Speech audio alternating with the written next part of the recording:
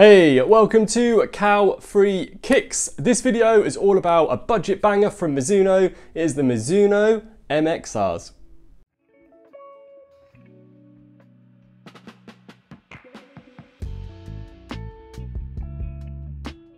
Welcome to the channel. If you've not seen one of my videos before, I always look into 5 different categories when I review a pair of sneakers, and I think each category is really important when you should be making that decision into buying a new pair of kicks. And then at the end of the video, I will give these MIZUNO MXRs an overall rating out of 5 stars. As always, if you do like what you see as you're going along, please do not forget to click the little thumbs up like button below on your device. And whilst you're down there, if you've not done so already, please do take time to subscribe to the channel. So let's start this review off as we always do by first checking out these MIZUNO MXRs on feet.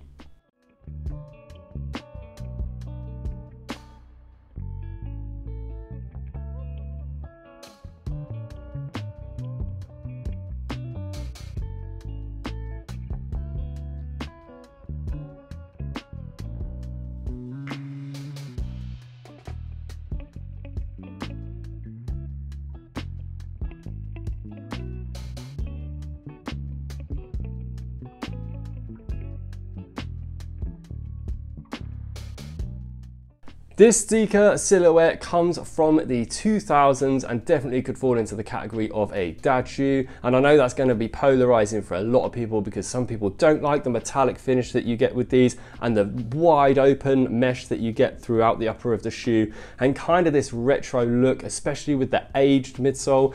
It doesn't appeal to some people, but to me, I absolutely love this style of shoe. Now, the name itself, MXR, is short for Maximizer, and these are an entry-level running silhouette from Mizuno based on their Wave Rider 10 line. Now, we'll talk more about that in the price section because there is a significant difference in the price between the two, but overall, looks-wise, I think these look really good on feet and in hand. Like I said, I love the metallic look you get with them. They come in 2 different colorways currently via the Mizuno website. I prefer this darker colorway with the hits of the black and this metallic silver. I love the way that the silhouette has many different overlays on it, different lines shooting off everywhere. Really like the detail that you get in this kind of off-white, kind of grey beige midsole unit with the Mizuno branding towards the heel. As you move to the outsole of the sneaker, you've got a cutaway towards the rear of the shoe with more of this Mizuno soft cushioning, and then you've got these like wave cutaways just here with a lot of hardened rubber on the outsole for nice durability. As you move around to the back of the sneaker, it's very basic at the back of the shoe, a little heel pull to help you get them on, and it's got a nice hardened heel cup on these.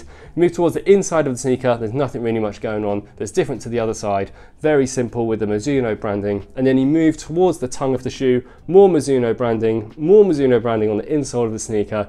Overall, all of these synthetic leather overlays sit on top of this incredibly open nylon mesh material that runs throughout the upper, and as you move towards the rear of the shoe, it's kind of reinforced with this black foam on the inside of the sneaker. But overall, a really, really nice looking shoe for me, in hand and on feet. Now I want to talk more about their comfort by putting them to the test on the back door step.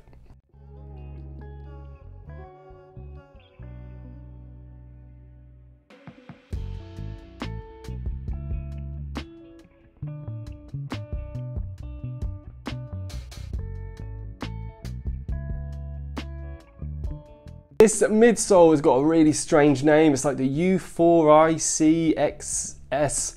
But anyway, this mid foam that you get with this MIZUNO MXR or Maximizer is really nice underfoot. I wasn't expecting much, but when you feel them in hand, it has got quite a nice amount of give and cushion to it. They do ride slightly firmer, but I do like that about this sneaker. That's possibly to do with the fact that you've got quite a lot of hardened rubber on the outsole for the sneaker as well. But overall, they offered really nice responsive bounce back and give when I was walking around in these. And for a sneaker that costs what they do, which we'll talk more about in the price section, I think they offer really nice comfort underfoot. And then on top of your foot, you've got more padding around the heel in the black here. The tongue is nice and soft and nicely padded as well. On the inside of the sneaker, throughout the toe box, you've got nice padding too.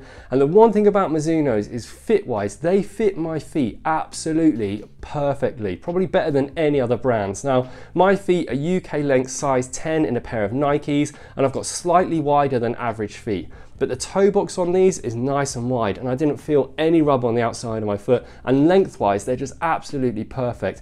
When I slip these on, they just feel so good on top of the foot because of the fit, and then underneath the foot, you're getting enough comfort that the ride for these is really, really nice. Now I want to move on to their weight, where I want to pop them on the scales.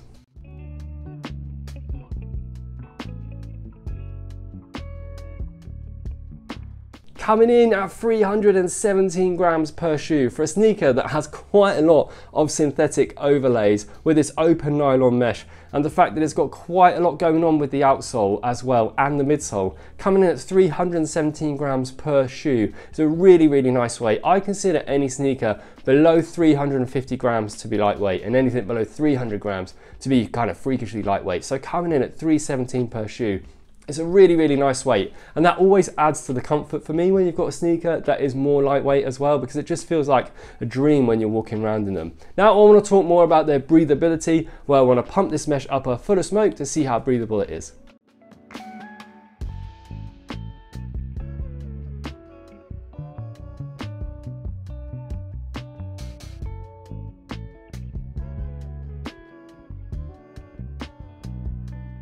You can see from the smoke test that the areas of the shoe that have this incredibly wide open nylon mesh, and that is the toe box, the side of the toe box here, and the middle of the shoe as well. Now when you move towards the back of the shoe, that mesh is covered up by this foam black material that you get on the inside of the sneaker that's added for comfort. So it's not an all-round 360 breathability, but the amount of smoke that released and how quickly it released in the areas where you do have this open exposed mesh, which is pretty much from the middle of the foot forwards towards the end of the toe box, it's got such good breathability that I don't think you need to worry about the rear of the sneaker as well. So overall, a really, really nice result in the smoke test and a really, really breathable pair of sneakers.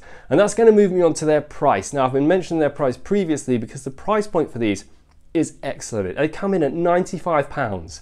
Now, compared to the pair of Wave Rider 10s, which these are loosely based on, they come in at £130, so it's a £35 saving. And I've got a pair of Wave Rider 10s myself, and when I was walking around in these, there is difference in comfort. The Wave Rider 10s are overall more comfortable, but you would expect that with the money you're spending. But for a pair of sneakers that's £95, that looks very similar to them aesthetic-wise, and also offers a really nice amount of comfort and really good breathability and weight, for £95, I don't think I could really ask for much more from Mizuno. And that brings me on to my overall score for these, which is a really easy 5 stars. I just think overall what you're getting with these is a really lightweight, breathable and comfortable shoe at a great price. Now the looks are going to separate people quite a lot because some people aren't going to like this look. Like my wife, for example, does not appreciate the dad shoe look, but I do. Maybe that's because I'm a dad, maybe I don't know. It's just because I like the old retro runners so much.